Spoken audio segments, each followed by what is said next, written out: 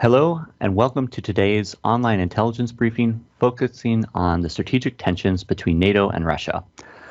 My name is Dylan Lerke, and I am the Senior NATO Analyst for the Jane's Military Capabilities team. I'm going to be moderating today's session and also presenting a portion of the briefing. Presenting with me today are two of my colleagues on the Military Capabilities team, Miko Vranic, our Senior Russia Analyst, and Reed Foster, our Analyst for the Middle East. I would also like to highlight that the information used to compile today's presentation has been drawn from a variety of Jane's content, but particularly from the Jane's Military and Security Assessments Intelligence Center. Before I get into my part of the briefing, I want to take a moment to talk about the question implicitly posed by the title of this webinar. Are NATO and Russia engaged in a new Cold War? This question has received significant attention since 2014, and it's fair to say that there are well-argued opinions on both sides of the debate. At the crux of the argument is how we define the term Cold War. This definition can tell us what features are sufficient, necessary, or contributory for a Cold War to exist. I'm now going to move on to the content of my briefing. I'm going to discuss a few topics today, each of which illustrates the strategic posture of the United States and other NATO countries. First, I'll spend some time looking at what was first known as the European Reassurance Initiative, but has now been rebranded as the European Deterrence Initiative. As part of this, I'll look at the U.S. military reinforcements of capabilities across Europe. Second, I'll provide a brief summary of the military capabilities roadmap for select NATO countries. In other words, are NATO countries increasing their conventional warfighting capability? I'll also look at NATO's Enhanced Forward Presence mission. And lastly, I'll look at the demise of the Intermediate Range Nuclear Forces Treaty. The U.S. European Reassurance Initiative was announced in June 2014 in response to Russian military activism in the Ukraine. So the initiative includes a range of measures, and these have the objectives of increasing U.S. military presence, expanding exercises, growing the stocks of prepositioned equipment, improving infrastructure, and building partner capacity. The overall purpose of these efforts is to convince European allies that the U.S. is committed to their security, and at the same time to deter Russia. Now, when the ERI was launched, it could have easily been construed as a sort of short-term measure. After all, it had only been 1 year since the U.S. Army had removed its last heavy armor unit from Europe. In addition, the ERI was funded through the Overseas Contingency Operations budget, which itself implies a sort of temporary nature. And lastly, the activities of the ERI were initially sort of moderate in scale. However, the activities have scaled up significantly starting in 2017, and this upward trend has been sustained ever since. The initiative is thus now looking less temporary and more like an enduring shift in the U.S. military posture. So let's look at how the initiative has evolved from a funding perspective. In 2015 and 2016, funding was under $1 billion each year.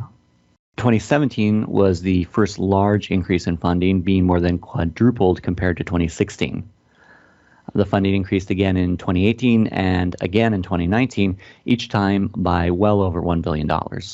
The funding has enabled the continuous presence of a U.S. Armored Brigade combat team in Europe since early 2017. The rotations of this brigade are 9 months long and they're heel to toe, which means that there are no gaps between deployments. So in essence, this creates a permanent Armored Brigade presence, and it brings the total U.S. Army footprint in Europe up to 3 brigades. More specifically, the U.S. Army Combat Brigade presence in Europe is an airborne brigade in Italy, a Stryker brigade in Germany, and the Rotational Armored Brigade. This rotational brigade deploys primarily to the Baltic Republics and Poland, but also to some extent to Bulgaria and Romania. In addition, the funding supports a deployment of a reduced combat aviation brigade, and this is to reinforce the 12th Combat Aviation Brigade that's already permanently based in Germany. The funding also provides for a U.S. Army mechanized battalion for NATO's Enhanced Forward Presence mission in the Baltics. To conclude my part of the presentation, the United States and its NATO allies are indeed reorienting back towards conventional high-intensity warfare. We see this in strategic level documents. and it's also evidenced by training events such as Trident Juncture. However, there are no procurement plans in place that will significantly increase NATO's conventional warfighting capability. Instead, if current plans remain unchanged, any increases in inventory holdings will be quite small. Furthermore, at least in the near term, we're not going to see any increase in nuclear capabilities. All this said, the Baltic Republics are in fact building a noteworthy mechanized warfare capability. It's noteworthy largely because they will now be able to integrate into NATO forces in a more militarily useful way. Meanwhile, through the EDI, the US is strengthening its forces in Europe, and it's building a system that allows it to rapidly increase the size of these forces. So at this point, the case for a Cold War is mixed at best. And with this in mind, I'm now going to hand over to Miko Vranic to look at the other side of this equation. Thank you, Dylan. I shall first talk about the Baltics. The current Russian military posture in the Baltics is defensive and is likely to remain so for the foreseeable future. Over the last few years, the Russian military bases, units, and assets in Kaliningrad have undergone and are still undergoing long overdue modernization, but nothing to indicate a concerted shift towards an offensive posture in the short term. As an example, vast majority of the Kaliningrad's main battle tank force is at least 30 plus years old and has not been upgraded since. In July 2018, formation of a new tank regiment in Kaliningrad Oblast was announced. It has since transpired that this is the 11th separate tank regiment, which forms part of the 11th Army Corps of the Coastal Defense Troops of the Baltic Fleet. But to put things in perspective, after the 5-day Georgia War in 2008, Russia reformed its ground forces. Amongst other things, divisions were converted into lean and more flexible brigades. And in this cull, if you like, number of main battle tanks in Kaliningrad was reduced from some 800 down to a single brigade, 79th Guards Motor Rifle Brigade to be exact, with 40 tanks. Very much, Miko. So we've heard a bit about the approach the U.S. and NATO and Russia have taken regarding forced modernization initiatives and capability upgrades and shifting defense posture. The following section will look very briefly at the ongoing Syrian conflict and look at whether it's become a proxy conflict, not by design, but perhaps by default between U.S.-aligned states and Russia. For strategic positioning in the Eastern Mediterranean and potentially the wider Gulf. Next slide, please. I'll begin by looking at a very truncated timeline of the Syrian civil war. Now, there's not many that would argue that the Syrian conflict began as an extension of a wider geopolitical ambitions of Russia or the United States, but as the two states have become increasingly committed to supporting opposition or opposing forces in Syria, the conflict began to take on characteristics that one would see in a proxy conflict within a Cold War. And this is just a bit of an indicator, and we'll tie into the slide after this, but it's a look at where those U.S.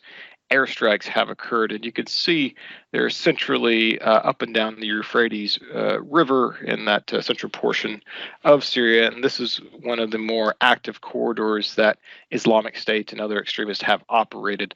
So a lot of these airstrikes have been directly in support of the U.S. proxy forces battling with these militant extremist groups rather than any airstrikes directly attacking Syrian state forces. Now, there have been some strikes in Palmyra and Aleppo, but this hasn't typically coincided with Syrian Arab Army operations in the... Thank you, Reed, and thank you, Miko. We're now going to return to the question implied in the title of this briefing.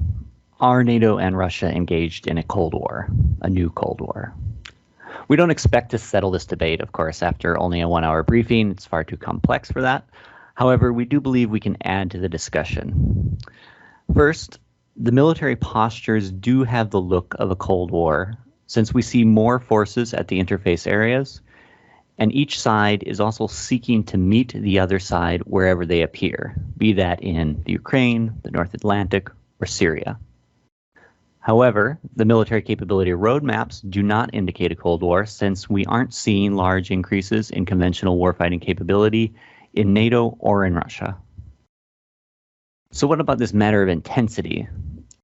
In our view, a Cold War exists when each side has zero-sum end goals, but these cannot be achieved through the usual zero-sum means of direct military destruction of the adversary. So it's this dual zero-sum nature that turns power politics into a Cold War. It is what adds the intensity to our prior definition. However, this does not exist at the present. Neither Russia nor the US needs the destruction of the other in order to achieve their goals.